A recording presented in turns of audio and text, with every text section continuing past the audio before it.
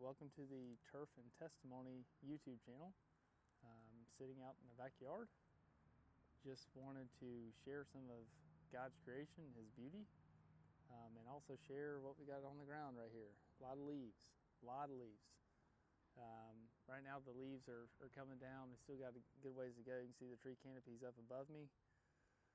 So yeah, it's typical November weather, but a common question I get asked about tall fescue lawns is, hey, is it too late to seed?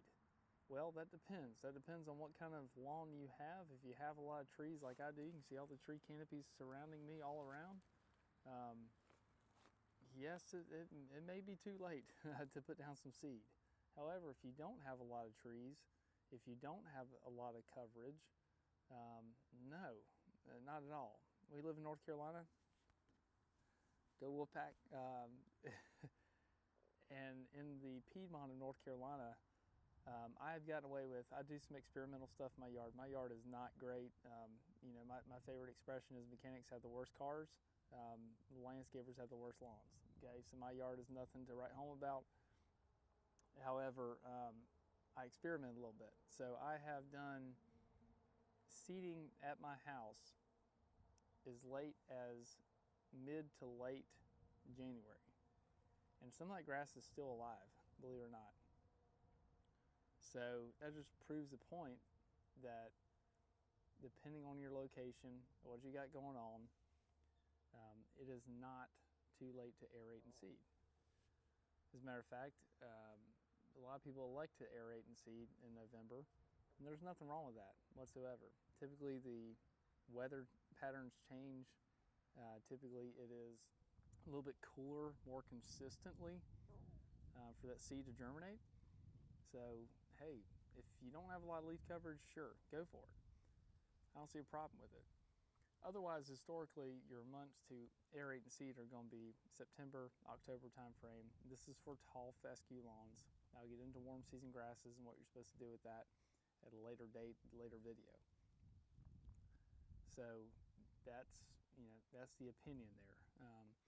Other places, when you get north of the transition zone, so getting into Virginia, getting into like Maryland, your window of opportunity is a lot shorter.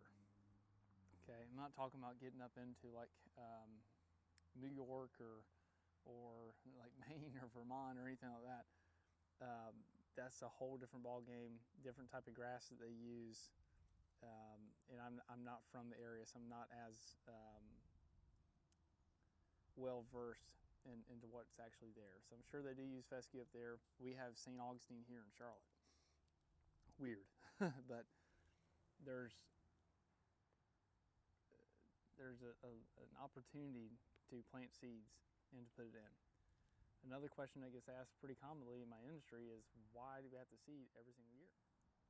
The answer to the question of why you have to seed tall fescue every single year is because it's a bunch style grass. I'm doing my fingers like this to kind of show you what it does. You plant the seed in the center, it comes up in a bunch, it does not spread, it grows vertically, the blade gets a little bit wider, but it doesn't actually spread. It just, the seed goes down, the plant comes up, you got your single plant there. So it's not going to spread and fill in areas. So if you have any sort of damage that takes place over the summer, like heat, that's a big one, fungal activity, armyworms. Golly, we had armyworms really bad about 2 years ago, or last year actually. Last year was one of the worst outbreaks. Talking to some extension agents, this is one of the worst outbreaks in 30 years that we've seen here.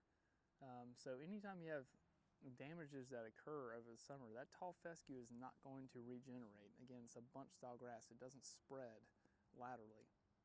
So what you have to do is you have to replant every single year.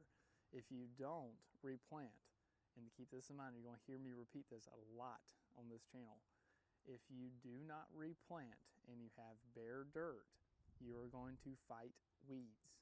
You're going to fight noxious weeds, okay? It doesn't matter how much chemical you put down. It doesn't matter how much you pluck. You're going to be fighting weeds. Even with the best turf care services, when you have bare dirt, you are going to fight weeds. I cannot reiterate that point enough. So you either need to sod or put down seed or get something established within your fescue lawn in order for it to grow into the spring and going through the summer again. It's a constant cycle. Tall fescue is not the easiest grass to grow here, but it is the most aesthetically pleasing because of the dark color. And that's why people prefer it here within the Piedmont of North Carolina, specifically around the Charlotte region. So, something to keep in mind for sure. Another thing that you have to watch out for once you put your seed down is you need to water the seed. I know it sounds crazy, but you have to water the seed. And I'm saying it very slowly because you would be surprised how many people do not water their seed and then are surprised when the seed doesn't come up. You can have the best seed on the market. That seed it needs to be moist in order for germination to start. Okay, tall fescue's germination time is within 2 weeks. Okay, don't get that confused and think that all your seed's going to come up in 2 weeks if you water perfectly. But before I get to that point, I just need to drive home. You have to water your seed. How much water? Keep it moist. The best way to tell is to take your thumb and stick it on the ground. If you feel moisture, you're good. That may be 2, 3, 4 times a day. Typically not 4 times a day, but it may be 2 or 3 times a day in order for that to happen. You do not want that seed to dry out. If it gets wet, moist, starts to germinate, and then dries out, it's going to pop open like a popcorn kernel, and it's going to dry up and die. You don't want that. It's a lot of money invested in your lawn. So take your thumb and stick it on the ground, and you're going to look crazy going all across your front yard and backyard. And you could have a 2-acre lawn, right? You're going to learn your hot spots that dry out quicker. But if you don't know your hot spots or your spots that dry out quicker, stick your thumb on the ground in multiple areas. Then you'll learn, okay, this area is drying out a little bit quicker, and you put a little more attention to water over here. Okay, you don't want it wet, you want it moist. All right. The other thing to keep in mind if you're aerating in September and October is typically it gets in the 80s or 90s. That's just how it goes. So you do have to water your existing grass to keep it alive as well. Tall fescue, when you start getting up there in the 90s or pushing 90s, it tends to dry out a little bit quicker. So you have to water that as well. So it's a game you have to play. You don't want the seed overly wet. You don't want it floating away. However, if you have an existing lawn, you need to water it thoroughly. So there's a balancing act. There's no real right answer other than with new seed, keep it moist. That's the big thing. Okay. Leaf removal. Okay, so right now it's November. We got a lot of leaves on the ground. There's leaf coverage everywhere, all over the place. Okay, there's leaves all over the ground. I'm sure you got my cat right there. He's probably getting ready to say hello. With leaves, you need to do the best removal possible in order for those seedlings, once they start to germinate, to get sunlight and begin to grow. You know, seeds need water. Water's a big one, and then sunlight. Sunlight's the next one. Okay. The other point that I was going to cross over or touch on was that the germination period for tall fescue is 2 weeks. That does not mean that all your seed's going to come up in 2 weeks. It can take 2 to 4 to 6 weeks for everything to fully come up. I'm a firm believer that I think some of the stuff doesn't even come up until the spring or fully get activated until the spring. So even though you put down seed and you've been watering like crazy, you need to continue that practice going into the 6-8 week mark until you feel like all your seedlings have matured enough to where you can draw back those days and increase your watering time to then drive the root system down. So I hope that helps with the beginning stages of aeration and seeding and some of the maintenance piece of aeration and seeding. Hope that helps clarify a few things. There are some things you need to know after aeration and seeding, like, hey, when can I mow? Generally speaking, you want to give it 2 to 4 weeks. I tell people all the time, the longer you can wait to mow, the better off you're going to be. So if you don't have an HOA with a council or a property manager or whatever driving through your property, writing out tickets for tall grass, let it grow. Let it grow. It's going to get a little shaggy, sure. It's not going to look the greatest, sure. This is your grow-in period. This is the beginning of you're setting the precedent for the rest of the summer. So when you mow, you want to, when you finally feel like it's time to mow, when a lot of your seedlings have come up and they've been growing for a week or two, and you feel like it's time to mow, what you want to do is you want to hit your high spots only. You really don't want to drive over any spots that still have young seedlings over them.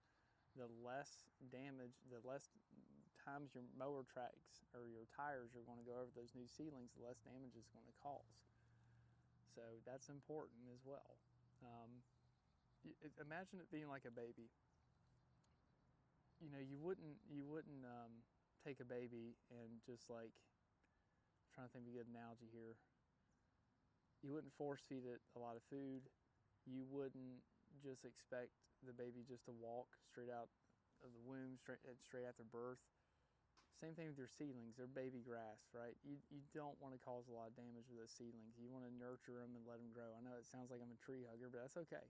It's okay. That's part of the process. When you have baby seedlings, imagine that they're babies. To be tender with them. Don't walk on the grass all over the place and step that stuff down. It's not ready yet.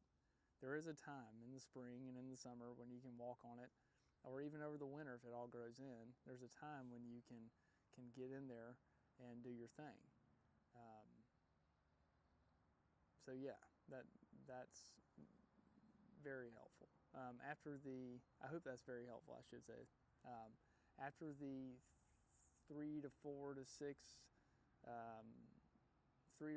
to 6 week period of that grow in, you need to adjust your watering schedule. You're no longer, at that point in time, you're no longer trying to keep the seed moist. Most of your seeds should be coming up at that point in time if the temperatures are conducive for growing.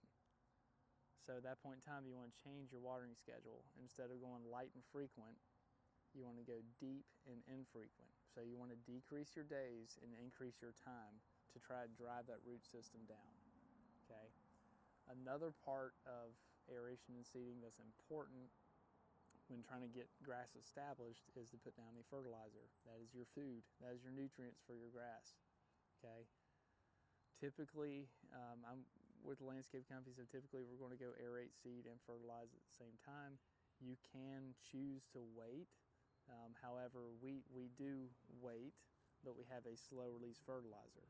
And what slow release means is exactly what it implies. The fertilizer does not activate until later in the cycle. So once you start your watering process and all that, depending on the percentage of slow release, it could be 2 weeks after you put down the fertilizer when it starts to activate and get those seedlings and established grass jumping, which is exactly what you want. They make higher percentage slow release fertilizers. That helps extend your time. The fertilizer is going to last a little bit longer because of the slow release. It's not going to instantly come out wide open out the gate like a Kentucky Derby horse, right? It's going to slowly get up to speed and get that grass up to speed and help it to grow. So all that's important for aeration seeding. There's a lot more to cover within that. I'm just trying to cover some of the basics here.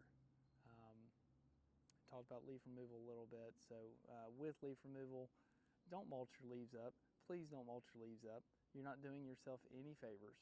You're putting those leaves in spots where the seed's trying to grow and you're blocking the sun. You're not doing yourself any favors. Also, leaves are acidic. Okay, so once it gets rained on and once it breaks down, they are acidic. Grass is not going to grow where chopped up, clumped up leaves are on the ground. If you feel the need to chop up your leaves, again, my yard's not a great example. I will chop up my leaves. My yard's not a great example of a perfect lawn. you can chop up your leaves. However, you need to blow those leaves out. I don't recommend doing that when you have fresh seedlings on the ground. Maybe once everything comes up, sure. If you have seedlings on the ground, the best way to get rid of leaves is to lightly blow. What I mean by lightly blow is not full throttle on the trigger. It's also changing your angle of your nozzle, right? So imagine my hand is the nozzle for the blower. If I'm angling it straight down and I'm blowing, I'm going to toss seed around. Yes, you're going to get leaves, but you're also going to get your seed and everything else is going to come off the ground and move around. If you change your angle and go light on the throttle, you can still accomplish leaf removal or leaf moving, but you're not blowing your seed everywhere. Shouldn't be wide open when you have new seedling on the ground. You really shouldn't. Again, it's like a baby. You're trying to nurture it. You're trying to get a yard established. You're trying to make it look good in the spring as much as possible. These are the steps that are necessary in order for that to happen. If you want to use a leaf rake, by all means you can. If you can't afford a blower or you don't have a blower, by all means you can. It is a lot of work. However, you need to be careful and lightly rake the leaves. Same thing, light. Notice I'm using gentle and light and all these words to just basically, I'm trying to reiterate the point that these seedlings are young and they can't take a lot of abuse, right? So lightly raking your leaves is fine.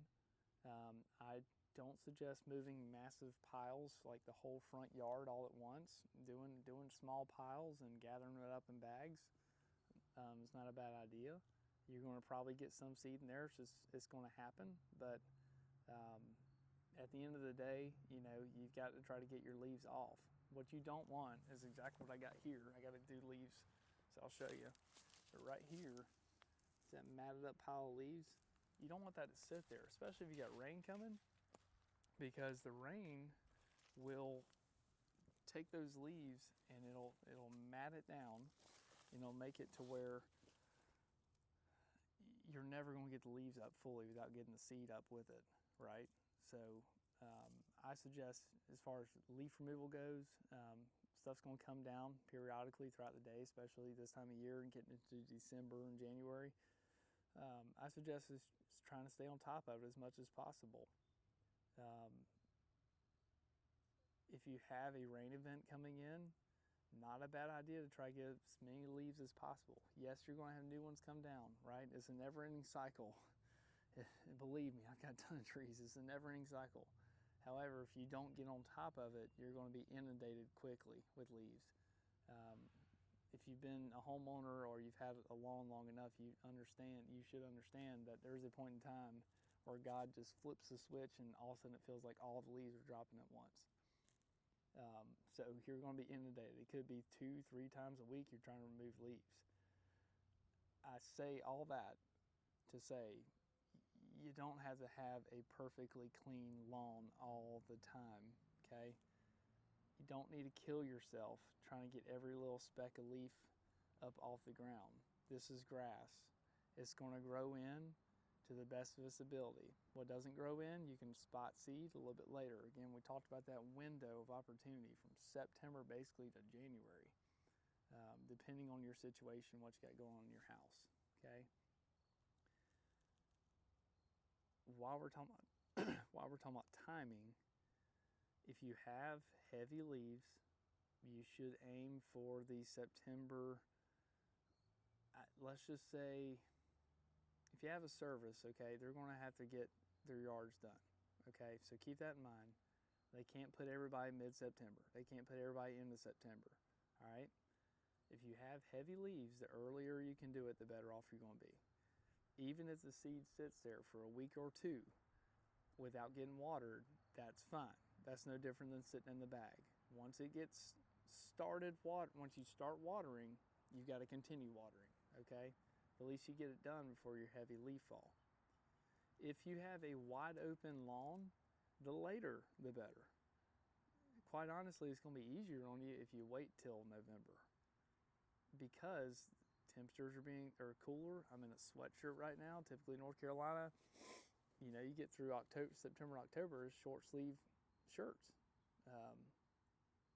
That's just the way our weather works. So if you have a wide open lawn, the later the better. It's going to give you a better opportunity. You won't have to water as much. God's going to naturally water everything for you. So that's just my 2 cents. That's what I've seen within the Charlotte, Piedmont, North Carolina area. It's pretty similar conditions kind of all across the state. The mountainous areas, you're going to have to go in a little bit sooner. Leaf fall maybe a little bit sooner than it is here for sure. The coastal plains, you've got your own things to worry about. I've been here for 36 years, so this is what I know, the Piedmont area. So that's what I'm specifically talking on. I highly suggest if you're in other areas of North Carolina or a different part of the country, contact your local professional. Contact somebody that knows what they're talking about, because these guys do it. They're like me; they've been doing it for a long time. You can almost close your eyes and just imagine what's going on. You'd be surprised at stuff that I know, and I'm not boasting. But you'd be surprised at stuff I just know looking at something like. You look at a massive tree and someone's trying to grow grass right up to the crown. It's like, that ain't gonna work. Like, I'm sure that hasn't grown well in the last 2-3 years, right? Oh yeah, how'd you know that? You've been doing it long enough, So that's pretty much covers the beginning stages and getting towards the midpoint of aeration seeding. If you have any questions, feel free to reach out. I've got an email address attached to the channel. Definitely comment, subscribe, and like if you like this content, and I'll continue doing it. I do want to share with you, while we're talking about seed, Matthew 13. This is Jesus' parable of the sower. I'll just start right where he started the parable. It says, a farmer went out to sow his seed. As he was scattering the seed, some fell along the path, and the birds came and ate it up. Some fell on rocky places where it did not have much soil. It sprang up quickly because the soil was shallow, but when the sun came up, the plants were scorched and they withered because they had no root. Other seed fell among the thorns, which grew up and choked the plants. Still other seed fell on good soil, where it produced a crop 100, 60, or 30 times what was sown. Whoever has ears, let them hear. So I'm going to dive further into that one on the next video, but man, y'all have a blessed day. Put your faith in the Lord above Jesus Christ. He is the way, the truth, and the light. He's the only way out of here, the only way to eternity. If you have another plan, I'll quote Phil Robertson on this. If you have another plan to get out of here, I'm open ears and I'm listening. But as it stands right now, the evidence is clear. He is the way out of here alive into eternal glory, because this world is short. Your time here on earth is short, just like grass and anything else is short. This world is failing and falling apart, and it always will be. But Jesus Christ is the way to eternity, eternal life. So I hope you have a blessed day. I'll talk to you later.